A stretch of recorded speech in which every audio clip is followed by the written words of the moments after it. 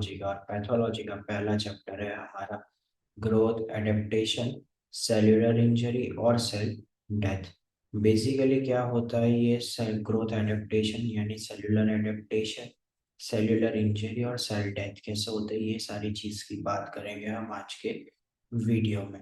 ये हमारा पैथोलॉजी का सबसे पहला चैप्टर है और बेसिक चैप्टर है। बेसिकली हमारी ह्यूमन बॉडी जो बनी होती है वो तीन टाइप के सेल से बनी होती है। पहले तो ह्यूमन बॉडी पूरी ही बनी होती है सेल्स से, और वो सेल्स के कितने टाइप है, अभी तीन टाइप है, हम वो डिस्कस कर रहे हैं। लेबाइल सेल, स्टेबल सेल और permanent cell. What is the labile cell? The labile cell a cell which continuously divides throughout your life. यानी मैं बॉर्न हुआ 2002 में और मेरी डेथ हो रही है 2040 में अप्रोक्स। तो मैं जब तक मेरी डेथ नहीं होगी 2040 तक, तब तक मेरी बॉडी में सेल्स बनना शुरू होंगे।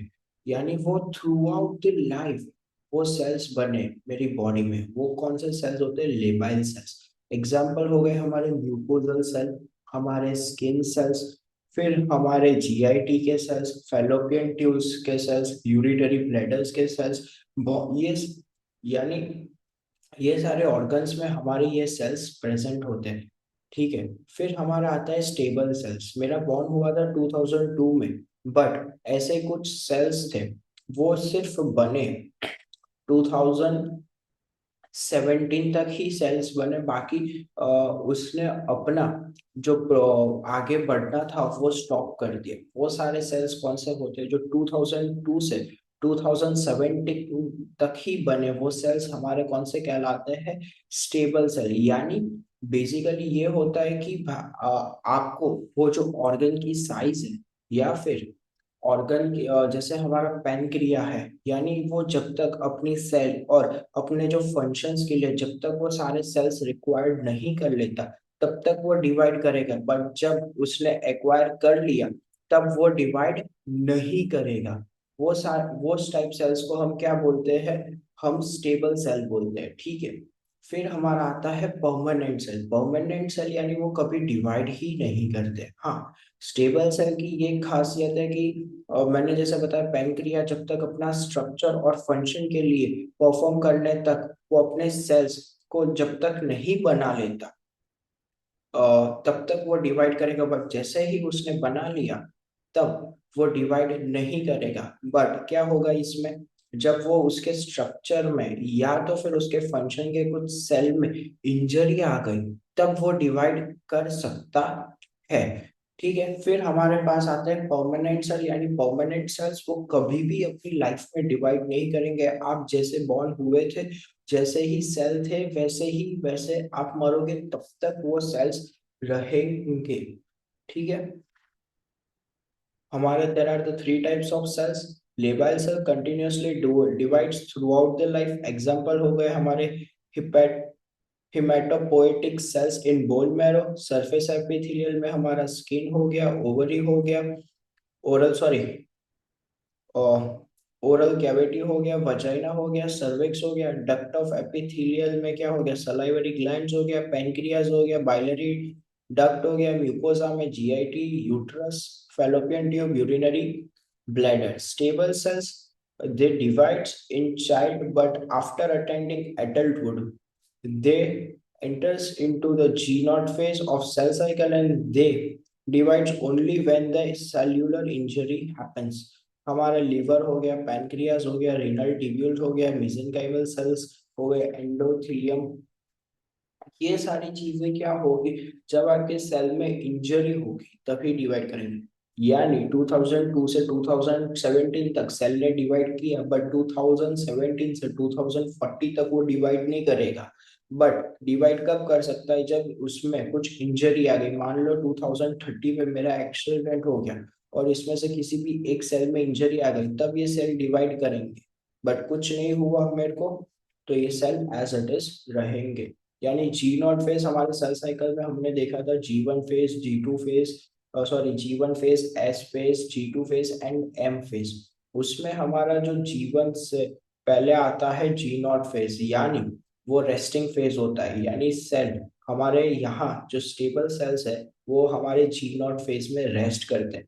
वो उसको डिवाइड करना होगा तो वो जीवन फेज में आके फिर डिवीजन कर सकते हैं, ये बेसिक हमने पढ़ा हुआ है।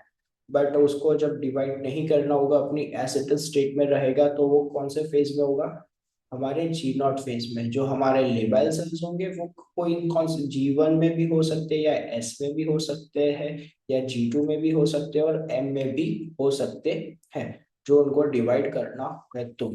ठीक है। फिर हमारे परमानेंट सेल है वो किसी भी सेल साइकिल में एंटर ही नहीं करते, क्योंकि वो एज इट इज रहेंगे, यानी ना उनका डिवीजन होने वाला है ना कुछ होने वाला है।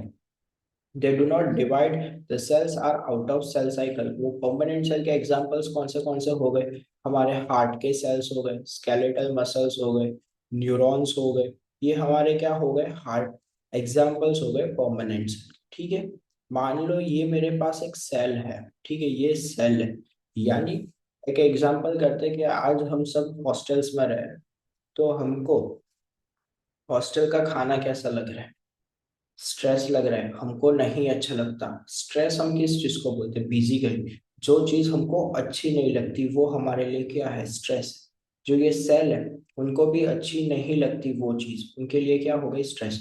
मान लो कि हम हॉस्टल में रह रहे हैं, हमको रोज गंदा खाना दे रहे हैं, हमको रोज गधे की तरह ट्रीट कर रहे हैं, वो हमको नहीं अच्छा लगता, ठीक है, वो हमको अच्छा नहीं लगता। बट हम क्या कर सकते हैं, हमको कुछ करना है, पढ़ना है या कुछ करना है, तो हमको उस हिसाब से तो रहना ही पड़ेगा।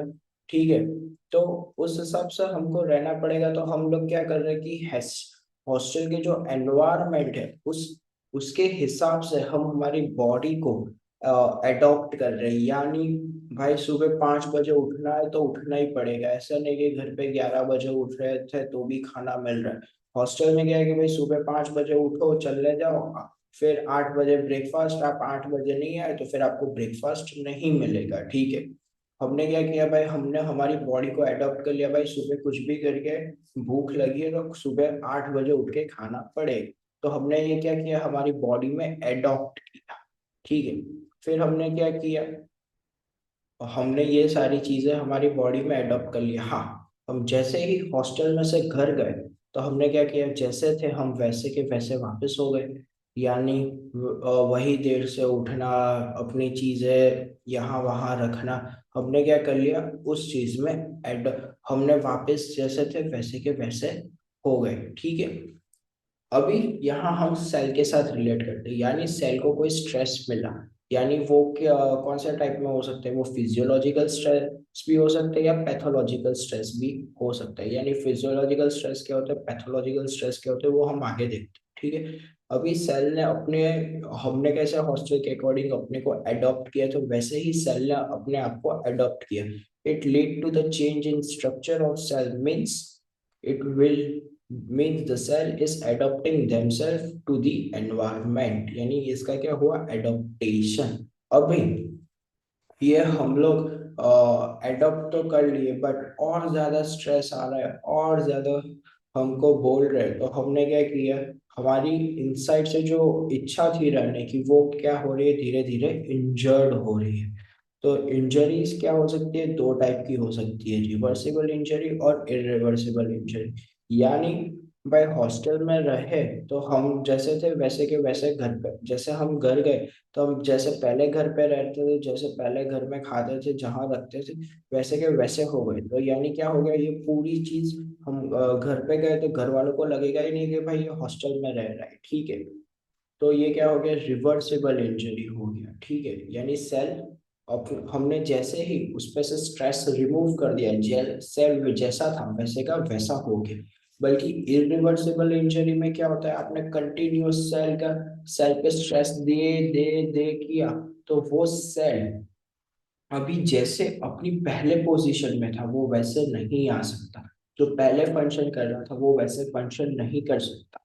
तो उसको हम क्या बोलते हैं, रिवर्सिबल सेल इंजरी। और रिवर्सिबल सेल इंजरी के बाद क्या होता है, हमारी सेल की डेथ हो गई। सेल की डेथ हो सकती है दो टाइप से, एपोप्टोसिस और नेक्रोसिस। ठीक है। The cell injuries are of two type, reversible and irreversible. Means if you want to remove the stress from the cell would comes into their original state, यानी ये क्या हो गया, रिवर्सिबल सेल इंजरी। बट आपने और ज्यादा stress दिया तो हमारा क्या हो गया, irreversible, means you are providing continuous stimulus to the cell and it will lead to the cell death. The cell deaths are of two types, apoptosis and necrosis, यानी रिवर्सिबल इंजरी से हम irreversible injury में आते हैं। वो जो point होता है उसको हम क्या बोलते हैं, point of no return. Irreversible से पहले जो सारे प्रोसेसेस होते हैं वो सारे हमारे क्या होते हैं, रिवर्सिबल।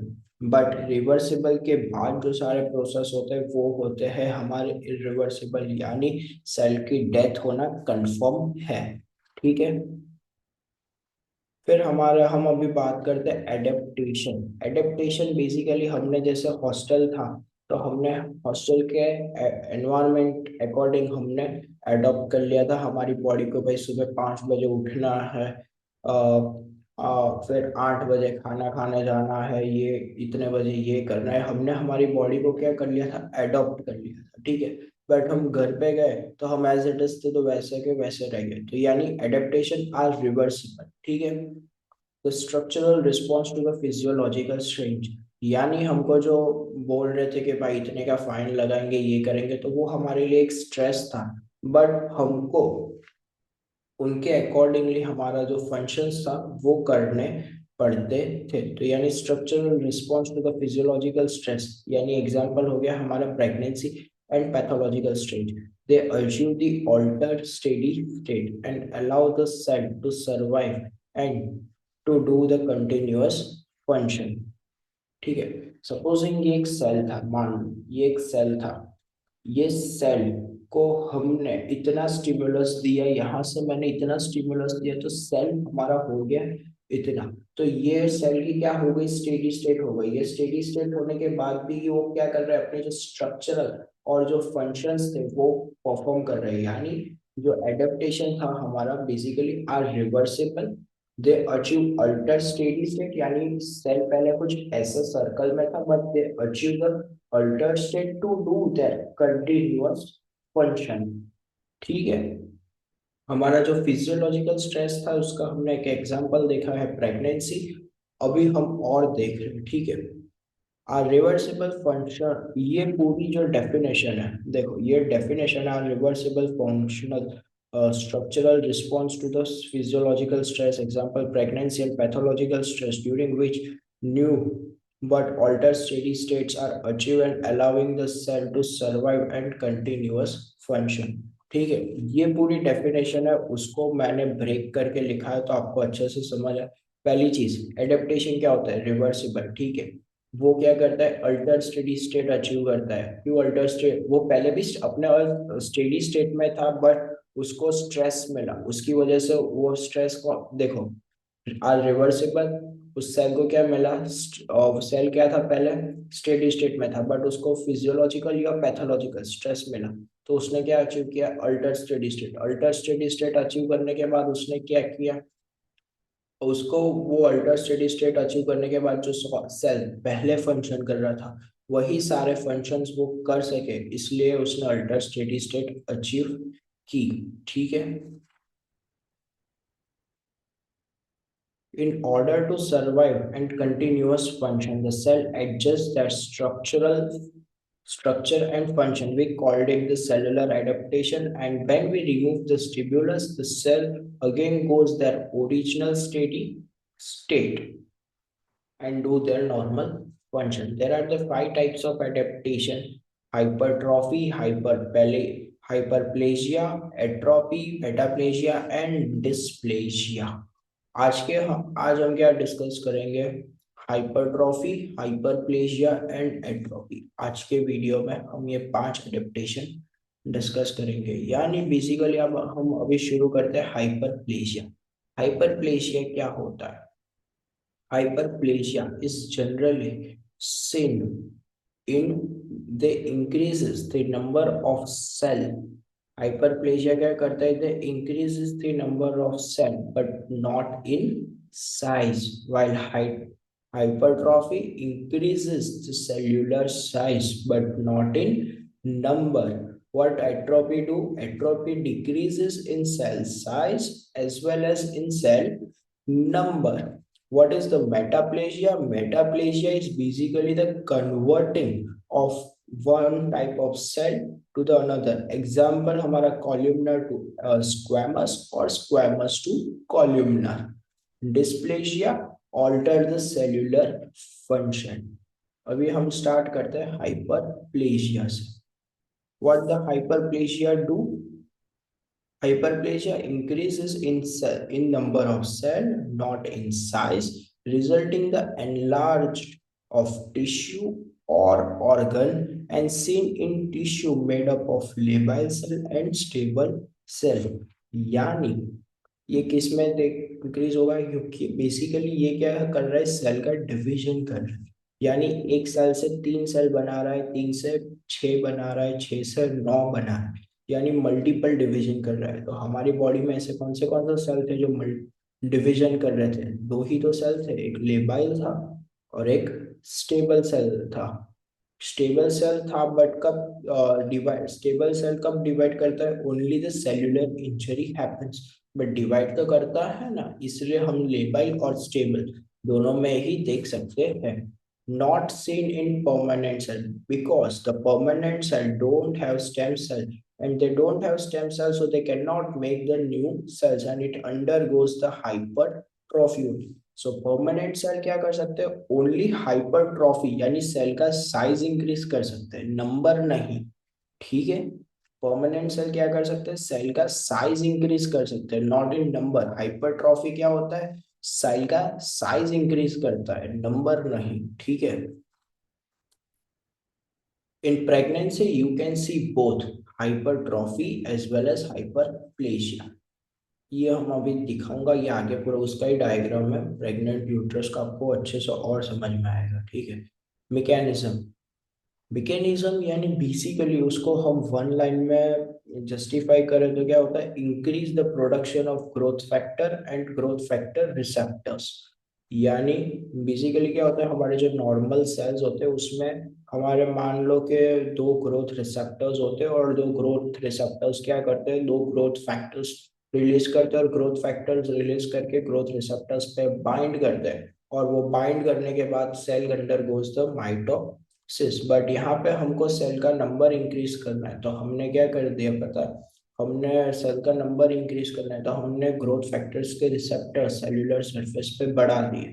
तो वो बढ़ा दिए तो ग्रोथ रिसेप्टर्स आएंगे, बाइंड करेंगे और बाइंड करेंगे तो माइटोसिस होगा. तो माइटोसिस होगा तो क्या होगा? हमारे सेल्स सबसे ज्यादा बनना शुरू हो जाएंगे. यानी हमारी बॉडी में सेल्स का जो एक सेल से 10 सेल हम बना सकते हैं easily by increasing the growth factor receptors and growth factor. ठीक है. So normally the two growth receptors is present on every cell, but they have to increase the number. They need to increase the growth receptor, and when the growth factor comes and binds with growth receptor, the cell will undergo mitosis. ठीक है.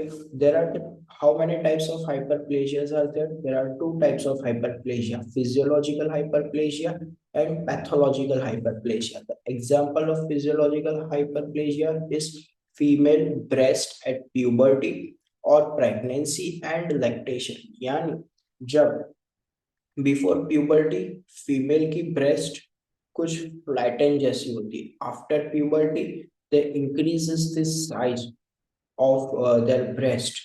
During the time of pregnancy, they also increases the breast size in female.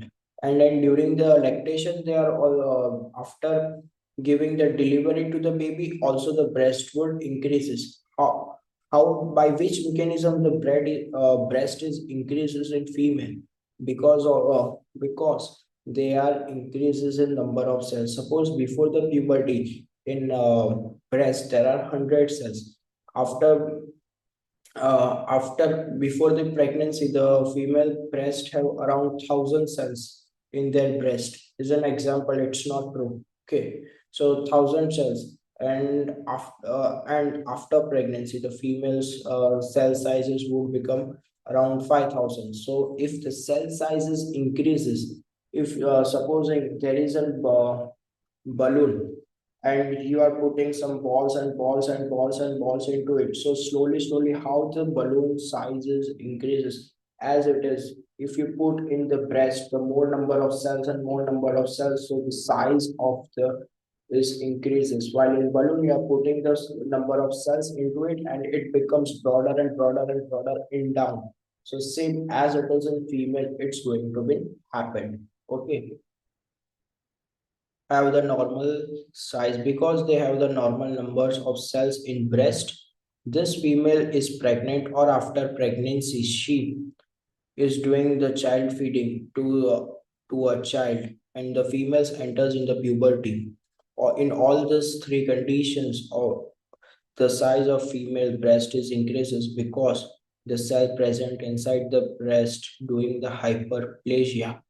Due to this, the size increase of the breast, the enlarged uterus, यानी basically ये जो uterus है वो क्या करता है पता है, जो मायोमेट्रियम में जो सेल्स प्रेजेंट होते हैं उसका क्या होता है, हाइपरप्लेशिया। वो जो हाइपरप्लेशिया होगा तो यानी क्या होगा, सेल के नंबर में इंक्रीज होगा, और वो जो सेल के जो नंबर में इंक्रीज हुआ उसका क्या होगा, साइड बाय साइड हाइपरट्रॉफी, यानी सेल का जो साइज है वो भी इंक्रीज होगा। ठीक है,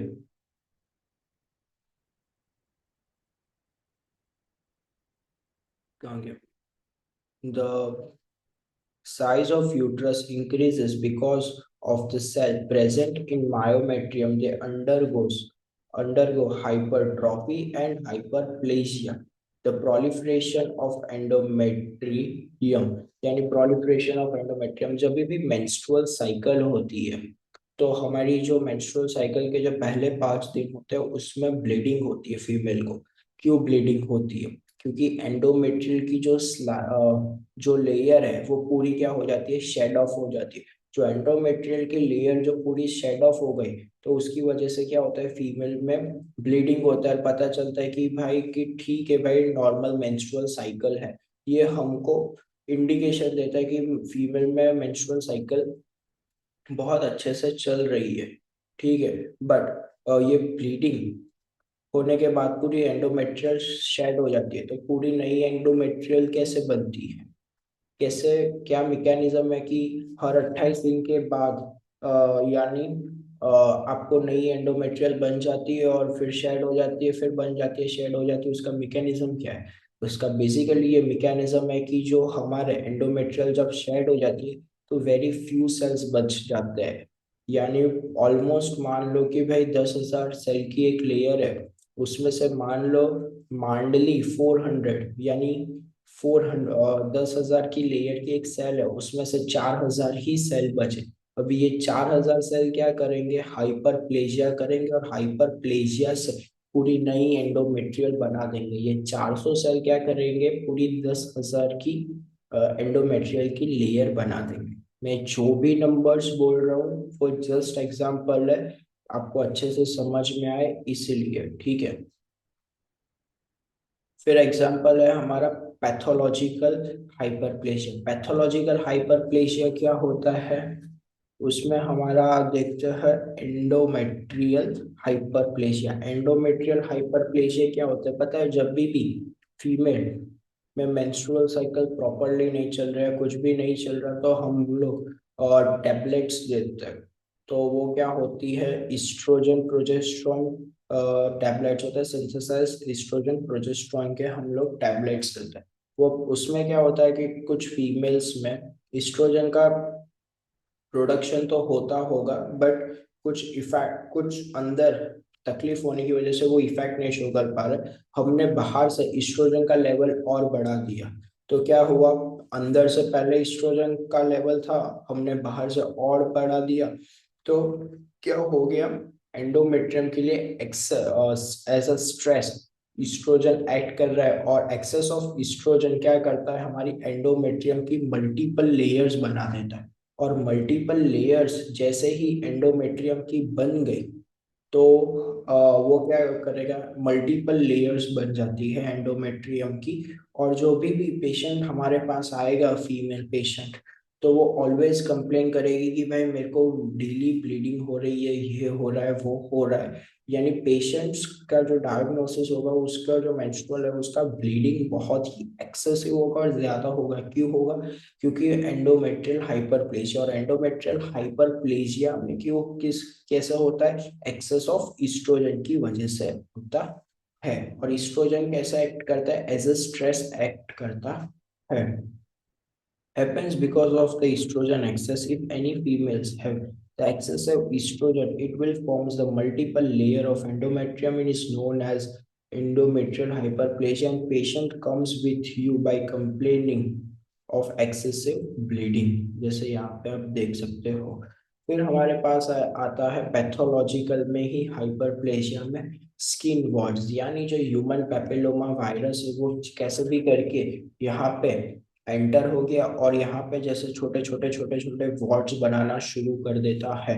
तो वो एग्जाम्पल क्या है सेल्स के अंदर? तो वो एग्जाम्पल हमारा होता है स्किन वॉर्ड्स। वो कैसा होता है? By human papilloma virus. The formation of skin wards due to the presence of human papilloma virus. A human papilloma virus enters into the skin and it acts as a stress for the cell, and cell will undergo for hyperplasia and forms the small nodules in the skin, and we called it this nodule as a skin warts. What is the morphological feature of hyperplasia? अब hyperplasia हुआ है वो हम कैसे बता सकते हैं? They are increase in the number of cell and but not in size। ठीक है। enlargement of affected organs, यानी जो organs पे कुछ affect हुआ वो क्या हो जाएगा, enlarge। और उसमें सबसे ज्यादा हम लोग, जो हमारा मेन डायग्नोस्टिक फीचर है वो क्या है, mitosis. Increases the mitosis of cell, जो हमारा मेन फीचर है वो कौन सा है, increases the mitosis of the cell. ठीक है। अभी हम बात करते हैं हाइपरट्रॉफी की। हाइपरट्रॉफी बेसिकली क्या होता है कि हमारा जो सेल का जो साइज है वो इंक्रीज होता है, ना कि नंबर। तो जो सेल का साइज होता है, सेल को बेसिकली मेंटेन कौन करता है हमारी बॉडी में, साइटोस्केलेटन। साइटोस्केलेटन को कौन बनाता है हमारी बॉडी में, प्रोटीन्स बनाता है। प्रोटीन्स कैसे हमारे बॉडी में बनते हैं, एमआरएनए के थ्रू। एमआरएनए कैसे बनता है, जीन एक्टिवेशन से। जीन एक्टिवेशन कैसे होता है, यानी डीएनए पे कोई सीक्वेंस आके बाइंड किया और उसने जीन एक्टिवेशन करवाया। ठीक है। तो बेसिकली हाइपरट्रॉफी में तीन चीजें होती है, protein synthesis, increase in organelles और जीन एक्टिवेशन। बेसिकली हमारा जो सेल का साइज इंक्रीज होगा, तो सेल का साइज इंक्रीज होगा तो क्या होगा, साइटोस्केलेटन हमारे सेल में क्या होगा, बढ़ेगा। साइटोस्केलेटन का साइज इंक्रीज करवाने की वजह से हमको क्या करना पड़ेगा कि प्रोटीन सिंथेसिस करवाना पड़ेगा। तो प्रोटीन सिंथेसिस हम करवाएंगे कैसे, जीन एक्टिवेशन को, यानी प्रमोटर सीक्वेंस कोई आएगा, बाइंड करेगा डीएनए से और उसको ट्रांसक्राइब करेगा इनटू एमआरएनए। एमआरएनए क्या करेगा, प्रोटीन बनाएगा जो साइटोस्केलेटन बनाता होगा वो। ठीक है। फिर हमारा जो सेल साइज बढ़ा, तो उसमें पहले हमको सेल, जो छोटा सेल था उसमें हमको कितने एटीपी चाहिए थे, उसमें सपोजिंग हमको 60 एटीपी चाहिए थे। बट जो बड़ा सेल बना उसमें कितने एटीपी चाहिए, उसमें हमको करीबन और 220 एटीपी चल। तो उसमें क्या होगा, टू रिव, और जो सेल की जो रिक्वायरमेंट होगी एटीपी को, उसको हमको फुलफिल करना पड़ेगा। वो हम कैसे करेंगे, by increases the number of the production of mitochondria. और ये हमने माइटोकॉन्ड्रिया का नंबर बढ़ा तो क्या हुआ, सेल ऑर्गेनल बढ़ गया। ये हमने एग्जाम्पल लिया था। अभी हमारे पास दो टाइप के हाइपरट्रॉफी होते हैं। एक होते हैं हमारे पास फिजियोलॉजिकल हाइपरट्रॉफी और दूसरा होता है पैथोलॉजिकल हाइपरट्रॉफी। फिजियोलॉजिकल हाइपरट्रॉफी में जो हमारा बहुत अच्छा एग्जांपल है वो है प्रेग्नेंट यूट्रस। फिर हमारा पैथोलॉजिकल हाइपरट्रॉफी में जो एग्जांपल आता है वो आता है कार्डियक एक्लेशिया, यानी जो इसोफेगस से स्टमक के बीच में जो एक स्फिंक्टर प्रेजेंट होता है उसको हम क्या बोलते हैं, लोअर इसोफेजियल स्फिंक्टर। यानी जब भी हम खाना खाते हैं वो सीधा हमारे स्टमक के अंदर चला जाता है, ये स्फिंक्टर ओपन हो जाता है। बट ये खाना कभी अंदर जा सकता है, अभी ये जो कार्डियक एकलेशिया हो गया उसमें क्या हो गया कि भाई ये स्फिंक्टर है वो खुल ही नहीं रहा। ये स्फिंक्टर नहीं खुलेगा तो क्या होगा कि हम इसोफेगस हमारी थिक हो जाएगी और वो जोर जोर से अंदर धक्का मारेगी। ये पहले एक इसोफेगस थी, ये इजीली चला जाता था, क्यों? लोअर इसोफेजियल स्फिंक्टर ओपन हो रहा था। बट अभी ये ओपन नहीं हो रहा तो क्या होगा, इसोफेगस मिल जाएगी और दोनों को जोर जोर से धक्का मारेगी और उसको अंदर भेजेगी। तो ये हमारा जो दूसरा हाथ हुआ वो क्या हो गया, ये दूसरा हाथ हमारा हाइपरट्रॉफी की तरह एक्ट कर रहा है इसोफेगस के साथ। क्यों? क्योंकि उसको खाना अंदर स्टमक के अंदर भेजना है। फिर हमने सबने सुना होगा वेंट्रिकुलर एट्रोफी। वो क्या होता है कि हमारा जो लेफ्ट वेंट्रिकल है वो किसको ब्लड भेजता है, हमारे सारे बॉडी ऑर्गन्स को। तो वो जो सब सारे बॉडी ऑर्गन्स को ब्लड जो इनफ अमाउंट में नहीं पहुंच पाता, तो वो एंट्रिकुलर हाइपरट्रॉफी होती है। क्योंकि जो इनफ ऑक्सीजन था हमारे बॉडी जो ऑर्गन्स को मिलना चाहिए था वो नहीं मिल रहा, उसकी वजह से क्या होगा कि वो स्ट्रेस क्रिएट होगा किस पे, वेंट्रिकल्स में। वेंट्रिकल में स्ट्रेस क्रिएट हुआ क्यों, क्योंकि जो हमारी एओर्टा थी उसमें स्टेनोसिस यानी जो उसका ल्यूमन वो नैरो हो गया था। क्योंकि ल्यूमन नैरो हो गया तो ब्लड इनफ अमाउंट में जो प्रेशर से ब्लड फ्लो होना था वो नहीं होगा। प्रेशर से जो ब्लड फ्लो होना था वो नहीं होगा, उसकी वजह से क्या होगा कि हमारी वेंट्रिकल को ज्यादा, हार्ट को ज्यादा अमाउंट में पुश करने का, हार्ट बीट हमारी क्या हो जाएगी, ये सिचुएशन में बढ़ जाएगी। क्यों बढ़ जाएगी? क्योंकि हार्ट को ब्लड पहुंचाना है सारे बॉडी ऑर्गन्स तक, बट वो नहीं पहुंच पा रहा। क्यों? क्योंकि ल्यूमेन नैरो है। तो वेंट्रिकल ने क्या किया, उसकी जो लेयर थी उसको थिक कर दिया। क्योंकि जैसे हमने नोटिस किया होगा कि कभी भी हमको किसी चीज को धक्का मारना है तो वो वो कई बार बहुत इजीली चली जाती है, बट कई बार धक्का मारना पड़ता है तो हमको दो हाथ या फिर दूसरे आदमी की मदद की भी जरूरत होती है। तो वो क्या होगा कि जो दूसरा आदमी आया जिसने हेल्प किया वो उसको पुट करने में, या तो वो उसको हम क्या बोलते हैं, जो दूसरा आदमी आया वो हमारे एज अ हेल्पर की तरह वो क्या एक्ट किया, वो एज अ हेल्पर हमारे लिए क्या था, हाइपर ट्रॉफी। क्योंकि क्योंकि उसकी भी एनर्जी लगी, वो दूसरे बंदे की जो एनर्जी लगी, ठीक है, जो दूसरा बंदा आया और जो उसकी एनर्जी लगी वो उसको हम क्या कहते हैं, हाइपर ट्रॉफी। और तो वेंट्रिकुलर ने और जो लेफ्ट वेंट्रिकल था उसने अपनी जो थिकनेस थी वो बढ़ा दी, यानी वो ज्यादा थिक हो गया। क्यों? क्योंकि उसको ब्लड पंप करना था। तो वो हमारा एग्जाम्पल क्या हो गया, वेंट्रिकुलर हाइपर ट्रॉफी। फिर हमारे पास आता है स्केलेटल मसल्स, यानी जो जिम में जाते हैं, ठीक है, उनके जो बाइसेप्स, यानी हम बेसिकली बोलते हैं भाई तेरे डोले शोले तो बहुत अच्छे है। क्यों डोले शोले बहुत अच्छे? क्योंकि जो उसके स्केलेटल मसल्स थे वो किस में अंडर को गए, हाइपर ट्रॉफी। यानी जो उसका जो स्केलेटल मसल्स था उसकी साइज क्या हो गई, इंक्रीज हो गई। नोटिस करना, स्केलेटल मसल्स क्या है, परमानेंट टिश्यू है, तो वो कभी भी हाइपरप्लेजिया शो नहीं करेगा। वो शो क्या करेगा, हाइपर ट्रॉफी। जो स्केलेटल मसल्स थे उसकी साइज क्या हो गई, इंक्रीज हो गई। तो साइज इंक्रीज हो गई तो उसके डोले शोले अच्छे लग रहे हैं। और जो बंदा जिम में नहीं जा रहा उसके डोले शोले नहीं है। क्यों नहीं है? क्योंकि उसके जो स्केलेटल मसल्स थे उसने हाइपरट्रॉफी शो की नहीं। ठीक है, मसल का साइज, जो स्केलेटल मसल्स था उसका साइज बढ़ गया इसलिए उसके डोले शोले अपने को दिखते हैं। ठीक है। Hypertrophy involves the gene activation, protein synthesis, and production of organelles. The cell have cytoskeleton, and cytoskeleton gives the cell size and shape. If you want to increase the cell size, we need to increase the production of cytoskeleton, and mainly the cytoskeleton is made up of proteins.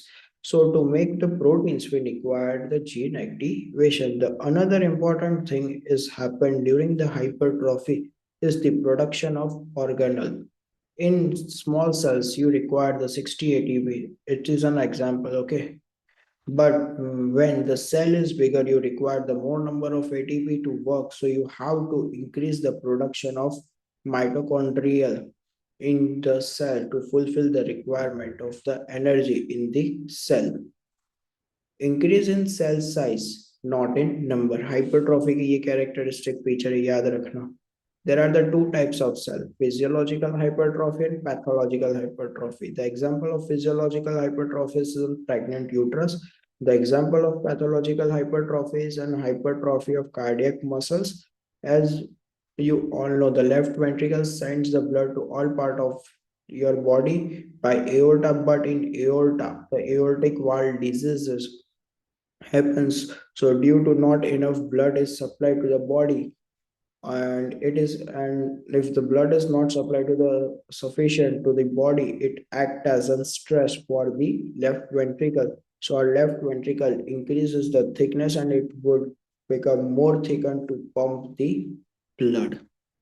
The hypertrophy of smooth muscle, the cardiac achalasia is an example, is a condition in which the lower esophageal sphincter is closed and the food will not enters into the stomach, and the esophagus undergoes the hypertrophy to increases the food movement into the stomach.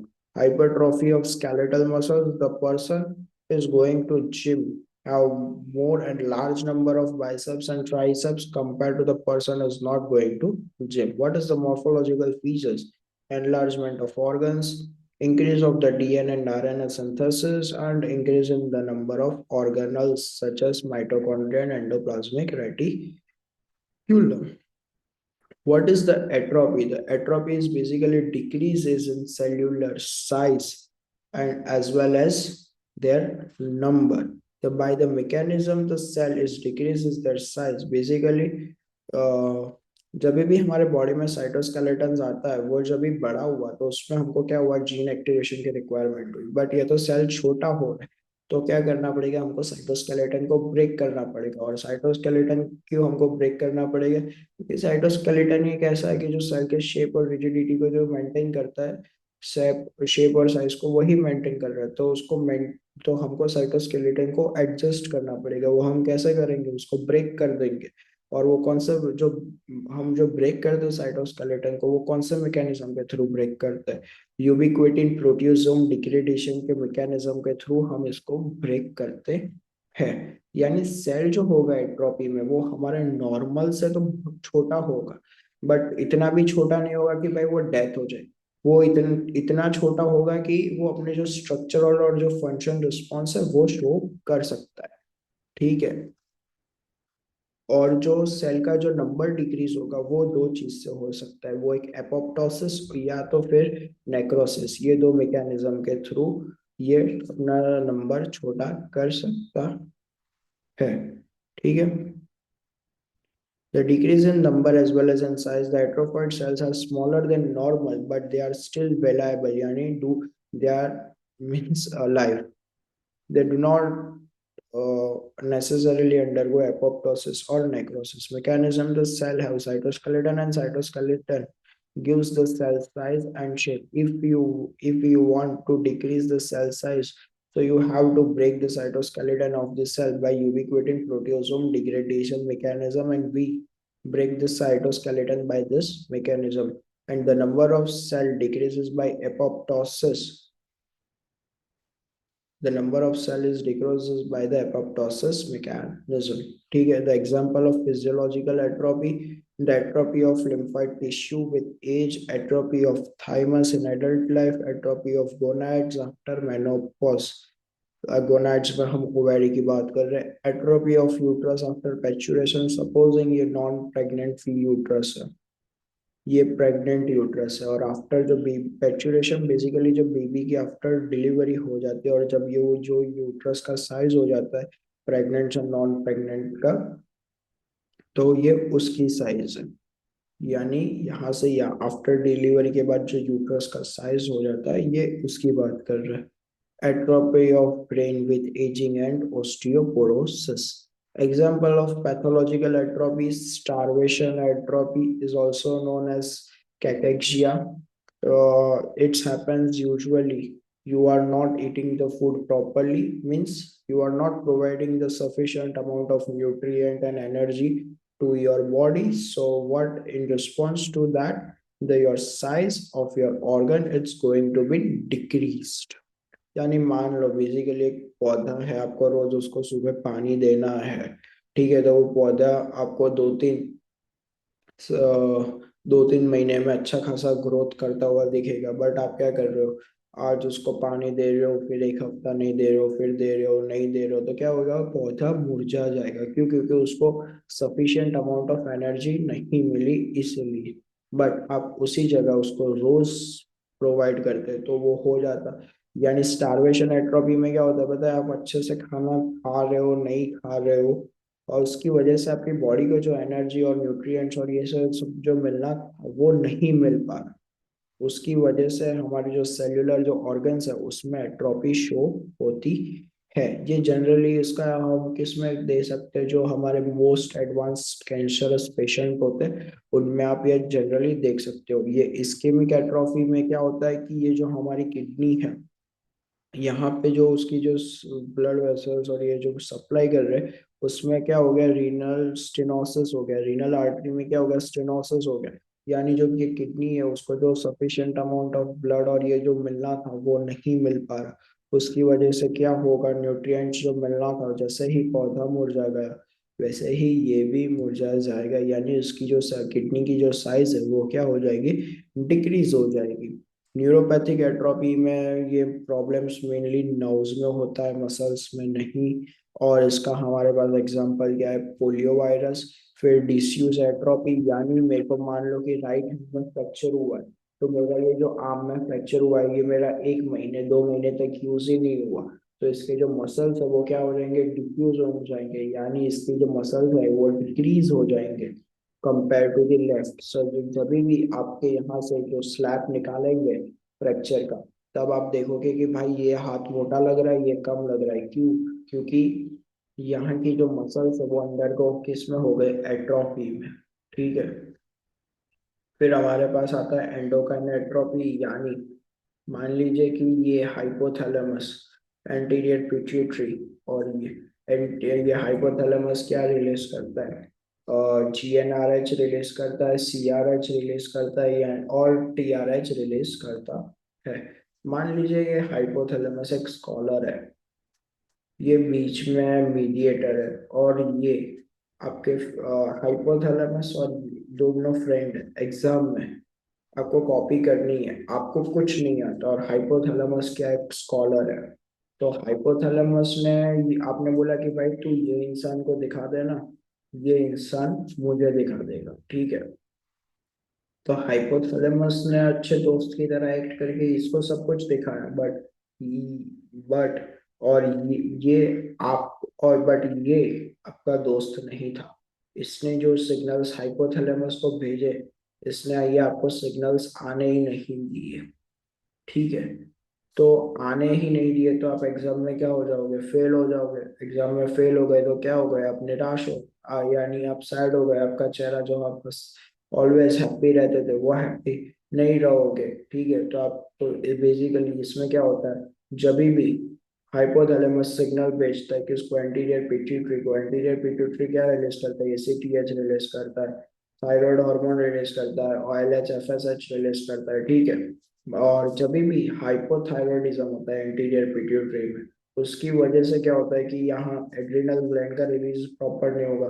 Adrenal gland का release proper नहीं होगा तो उसको signals नहीं भेजेंगे, तो signals नहीं आएंगे और न्यूट्रिएंट्स नहीं आएंगे, तो क्या होगा, वो अपनी सेल की जो साइज है उसको क्या कर देगा, डिक्रीज कर लेगा। Same as it is thyroid और गोनाड्स में भी होता है। गोनाड्स में होता है भाई TSH,